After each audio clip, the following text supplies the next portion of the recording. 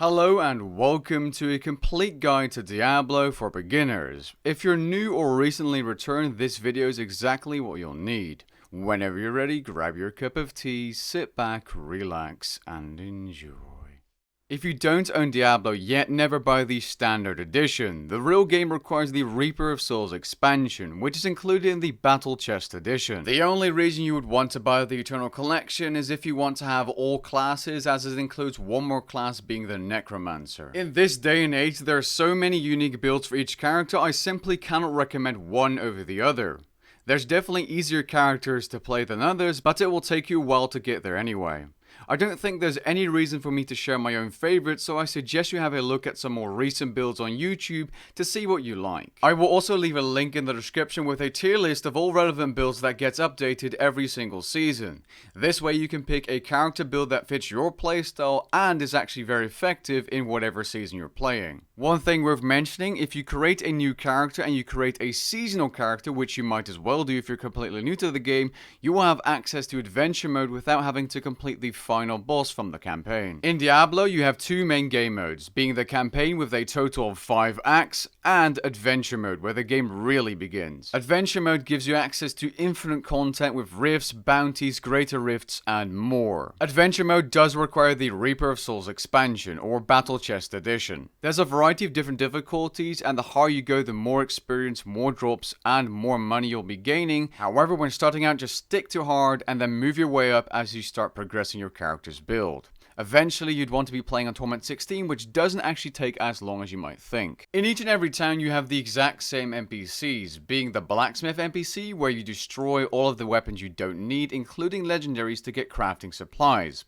If you get plans as a drop, you want to right-click and use them to give them to the blacksmith to unlock new recipes for weapons and armor you can craft. You can quickly destroy everything in your inventory you don't need by using these buttons as seen. You can check how many crafting supplies you have by clicking on the anvil in your inventory. The Jewel NPC allows you to create jewelry and upgrade gems, which are very important in progressing your character. Using the correct gems can immensely buff your character, although this depends on what kind of base stats your character needs. Let's say you're a wizard and you want more damage, you would simply put topazes on your gear. If you're a barbarian, you'd need rubies because they give you strength to boost your damage instead, and so on. That being said, for pretty much every single build in the game, you always want to put an emerald in your weapon for extra critical hit damage. Both the jeweler and blacksmith NPC can be upgraded to level 12, and it's very important to do this to get access to certain recipes. The third and probably most important unique NPC is the mystic, because you can transmog your gear to look badass. Just kidding, but you can do that at the Mystic, and you can even dye your gear, but more importantly, you can re-roll a specific stat on a bit of gear as often as you want until you get the right bit of stats you need out of the options you can see on the list to the right. Next up, we have the stash or storage, where you can of course store your items, and we have a closet where you can save presets of a certain build, which takes a snapshot of your current gear, gems, and of course skills and runes, which I'll explain in a sec. We also have this thing called the Book of Cain, which allows you to identify every single legendary item in your inventory straight away. In every single town, you also have merchants that sell basic gear, which you can use to gear up early on in the game while leveling. Finally, in Act 2, you have this special NPC or vendor called Squirt the Peddler that sells you special recipes, including stuff for the cube and the Hellfire amulet recipe. More on that later. Each character in Diablo has unique skills. As you level up, you'll get access to more skill slots and skill runes. Skill runes are things that adjust or change the way a certain skill works, either increasing the damage, changing the effect, making it buff another skill, and so on. You can have up to a total of 6 skills keybound in Diablo. If you'd like to change the keybinds for your skills, simply go to Escape, Options, Keybinds, and adjust the keybinds there. You also have access to 4 passive skills, which give you a variety of buffs depending on what character you have. These passives can make or break your build. You can sometimes get more passives through certain legendaries or by having a Hellfire amulet equipped. Beyond level 70, you have an infinite leveling system known as Paragon levels. These go up infinitely and will boost your character even more beyond level 70 by increasing your attack speed, critical hit chance, and so on. The best way of farming Paragon levels is by doing high level speed greater rifts. In Diablo, we have 5 main tiers of gear, being commons, which are white, magics, which are blue, rares, which are yellow, and legendary plus set items. Legendaries are colored orange and set items are colored green. Having a certain amount of pieces of a full set will give you bonuses depending on the type of set. Now you also have ancient and primal versions of legendary set items which basically have better stats. Primals are the most sought after as they have max rolled stats, but they're also extremely rare. On any new character, upon first completing a Greater Rift level 70 solo, you're guaranteed to get a primal item. In terms of choosing what gear is better, generally if it has higher base stats and it has more critical hit chance or critical hit damage, it's going to be a better item. If it's rings and amulets, you probably want to have a socket for legendary gems. More on that later. If you look at some build guides on YouTube, it won't take you very long to realize what pieces of gear are better than others. In each and every town, you have 3 different NPCs you can actually hire as a follower to help you and assist you throughout your solo journey. If you're playing with other players, the NPC will disappear temporarily. The correct follower is hard to judge because it depends on what build you're using, but generally speaking, the Templar is used as a healing and support class follower. The Scoundrel is used as a DPS follower, and the Enchantress is used as a cooldown reduction follower. I'll leave an in-depth guide to all followers in the description below.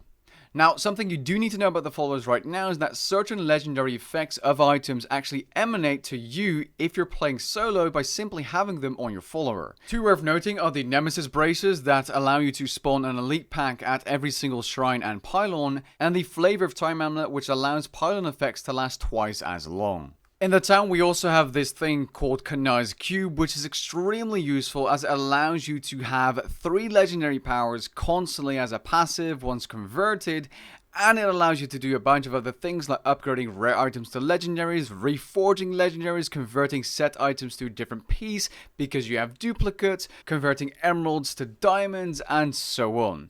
The cube is by far the most useful thing that was ever added to Diablo, and it makes getting a full set or certain legendaries much easier. Something very important about the cube is augmenting your gear, which is something you'd want to do with your ancient legendaries late game to increase the amount of damage you deal, because if you augment a piece of gear using a legendary gem, which we'll talk about more later, you'll gain 5 of your character's base stat, whether that's strength, dexterity, or intelligence, per level of that legendary gem, added on top of whatever stat your gear had. This can increase the damage of your character by literal millions if you use a high level legendary gem. To save yourself time, try and augment your gear with the highest level gem you can easily farm up to. So if you can do grifts in under 2 minutes up to level 90, try and get like a level 80, 85-ish gem and then augment your gear. Just start augmenting as soon as you have your main gems leveled up to get those base damage buffs. The next section of the video will include how to unlock the cube. If you aren't interested in this right now, simply skip towards the next chapter. The first step in unlocking the cube is talking to Zoltan Kulle. After talking to Zoltan Kulle, you want to teleport to the ruins of Secheron. In here, you need to find the entrance to the Elder Sanctum. Now, from testing, I found out that the spawn can be different and the way leading up to the Elder Sanctum entrance can be different. Basically, just look around the area trying to find an entrance to the Elder Sanctum.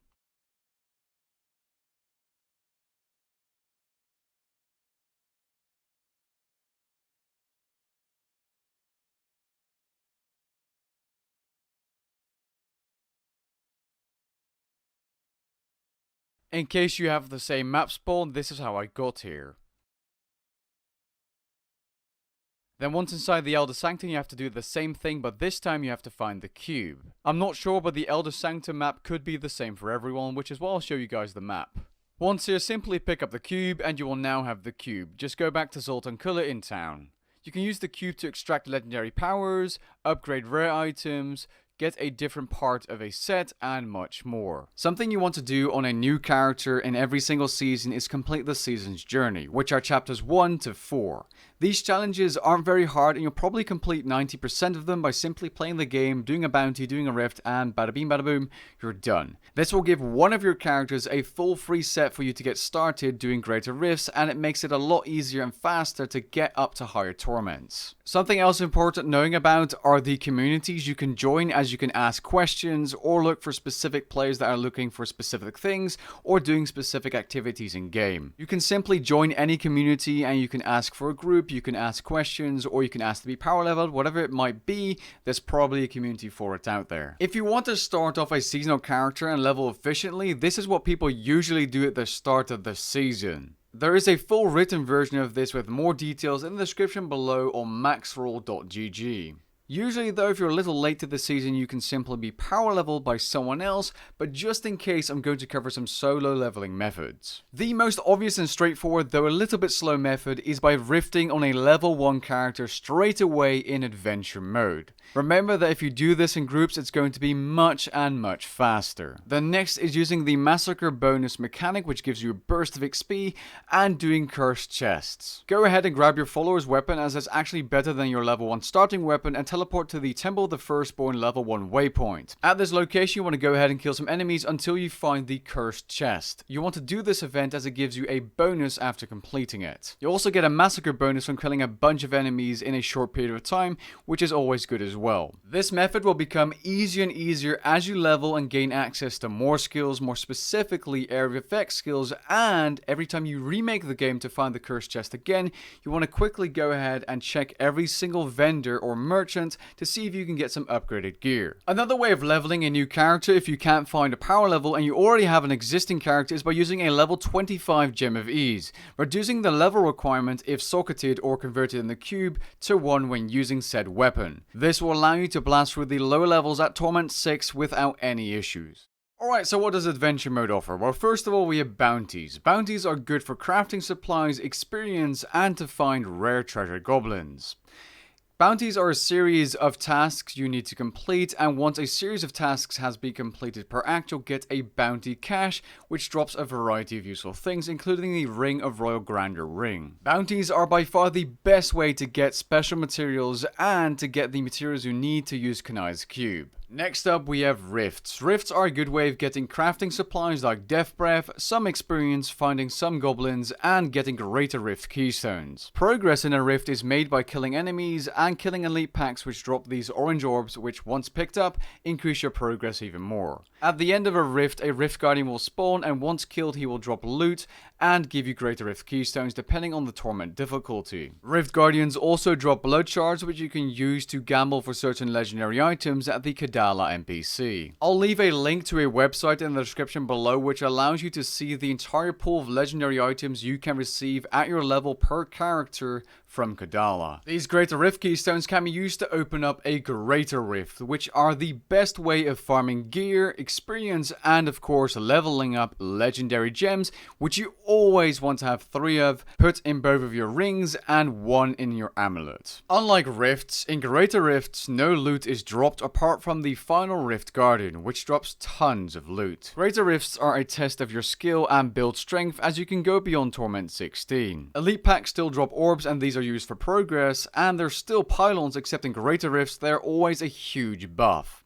You might have also noticed there's a timer, and that's because you have to complete a great rift within 15 minutes to receive loot and the ability to upgrade your legendary gems at the end. Usually you have 3 attempts to improve the level of your gem, although if you empower the rift with gold you can get more attempts. A good way of getting gold is by using your puzzle rings on the cube and opening an ancient vault, or a regular vault depending on the type of puzzle ring. This is a cool way of getting a lot of gold, and there's also a boss at the end. There's actually quite a few special levels in Diablo hidden for you to explore. There's also this thing that you can do every week with a randomly put together build known as a challenge rift. The difference here is you're fighting against a timer, and if you don't make it in time you can do it again, but if you do, you get a huge reward at the end which you can use on your character. It includes crafting supplies, blood shards, and of course gold. Highly recommended to do these every single week. In adventure mode, you also have set dungeons, which are a unique way of testing out your set and your capabilities with that set for most sets in the game. These are actually part of the seasonal achievements to get the pet, I believe, every single season, or at least the mastery of a dungeon. I thought this would be worth mentioning in this video because some people might not know they exist. If you ever find yourself running out of crafting supplies, an easy way to farm Death Breath is simply by doing regular rifts or bounties with the Sage's set on your follower. The reason for that is because it gives you double death breath drops. If you ever find yourself running out of white materials in Diablo, simply go to the Battlefields of Eternity in Act 5 and go past all of the weapon racks and armor racks to grab all of the white items and then simply disassemble them at the blacksmith. Whites give you 9 materials, blues give you 3 materials, and yellows give you 1 material. That being said, at high level grifting or rifting, you'll find a lot more yellows, so converting your yellows in the cube using an item you bought from the merchant might be a good idea. You'll most likely find yourself running out of white items if you're upgrading a lot of items in the cube. The Hellfire amulet is a good amulet because it gives you 1 random passive skill, good stats, and it always has an empty socket. You can create a intelligence, strength, or dexterity Hellfire amulet. The amulet is account bound and can actually be equipped at level 1. Okay, before we can farm the materials for the mats, we need to get these items called machines from all 4 key wardens in Act 1, 2, 3, and 4. If you're doing this at Torment 16, you can get 3 and sometimes even 4 machines per key warden. In adventure mode, you'll find the key wardens on the exact same location every single time. In Act 1, it's the Fields of Misery waypoint. Then in Act 2, it's the Dalgur Oasis. Then in Act 3, it's Stonefort. Finally, in Act 4, it's the Gardens of Hope's second tier. After killing all 4 key wardens, teleport back to New Tristan in Act 1.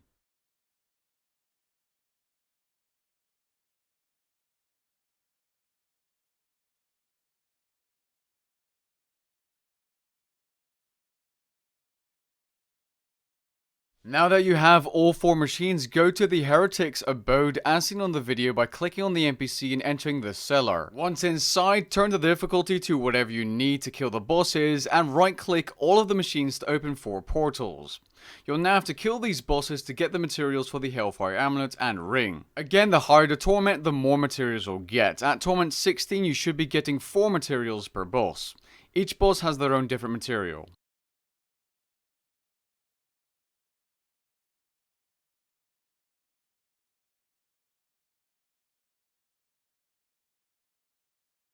After killing all the bosses, go to Squirt the Peddler in Act 2 and buy yourself a Hellfire amulet recipe. Then after buying it, go to the Jeweler Artisan and give her the recipe to learn the recipe, and you can now craft yourself Hellfire amulets. That's most of the important things you need to know when getting into Diablo 3. If you found it useful, feel free to leave a like down below and I'll catch you guys in the next one.